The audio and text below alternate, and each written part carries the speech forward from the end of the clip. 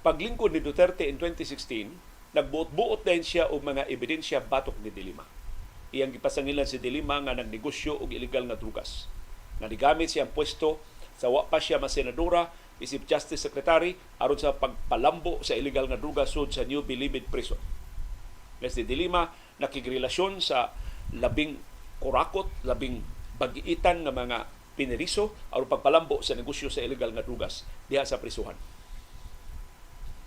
Ug aron pagduso sa iyang pasangil batok ni Dilima, nga karon atong nahibaw-an wa day katinuoran, wa day sukaranan, mugna ra dito siyang hunahuna, iyang gipalihok ang burukrasya aron pagpalig-on sa kaso batok ni Dilima. So gigamit niya si kanhi Justice Secretary Vitaliano Aguirre pagkumbinser sa mga opisyal sa Bureau of Corrections, pagkumbinser sa mga pineriso sa New Bilibid Prison, pag-testify batok ni Dilima. O, one after another, perting daghana nga na-recruit kinsa may pineriso dili ganahan nga mo testify batok ni Dilima sa aran ka nga mas nindot ang imong accommodation. Nakay imong kaugalingong recording studio. Dili na ka mag-appeal diri sa mga hugaw-hugaw sa aircon ang imong selda diya sa New Bilibid Prison. Hatagan ka sa tanang mga pribilehiyo, hatagan pa ka kwarta. No man to'y mga haylo. So napriso si kanhi Senador Laila de Lima.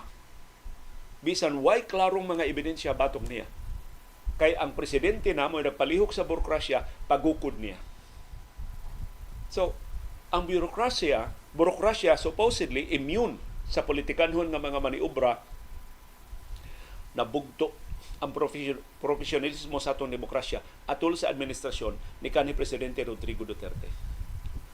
Ang mga korte, diyan gipasaka ang mga kaso batok ni Dilima, nahadlok sa pagbasura sa kaso batok ni Dilima. Kamahadlok, kadagang huwis atong gipang luba, gipang ihaw ni atong katuigan atol sa pamunuan Duterte. So ay huwis di mo kurog. So tanang huwis ni entertain sa mga kaso bisag taphaw kayo ang mga ebidensya batok ni Dilima. Wa ba ya mausab ang mga ebidensya batok ni Dilima?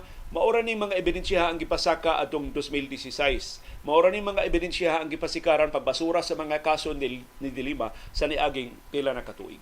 Hangtod nga nakagawas na gyud si Dilima para siyang temporaryong kagawasan. After 6 years, naabtan ang burukrasya sa Pilipinas og 6 ka tuig to correct itself. Kinahanglan unang mawa sa gahom si kanhi Presidente Rodrigo Duterte, kinahanglan una mo bakwi sa ilang mga pasangil, tugkan o konsensya ang mga ni-testify batok ni Dilima. Una na kumbinser ang burukrasya sayop ang pagpriso ni Dilima for more than 6 years. Kabangis. Kung saan pa man ang pagbawi, ang kaduganan na buong ni Dilima, ang pagka nahikawan ang katawhan sa iyang representasyon isip senadora sa Republika. Gikan 2016, santo napupos ang iyang termino. Wa na gid siya kalingkod sa Senado tungod sa pagpanggukod ni kanhi Presidente Rodrigo Duterte. So usa sa mga langog nga kabilin ni Duterte mao ang iyang pagbastos sa burukrasya. Mao ang iyang pagbuong sa professionalismo sa Philippine bureaucracy. And that includes our justice system. Although in fairness ni Duterte, before him, diha na yung mga maniobra sa atong sistema sa ustisya. Diha na yung mga maniobra sa atong bureaucracia. Pero way makalabaw siyang kabastos. Way makalabaw sa iyang kasalbahis. Way makalabaw siyang katampalasan. Paggamit sa bureaucracia, pagpahaom sa iyang panimaos, sa iyang personal na mga agenda.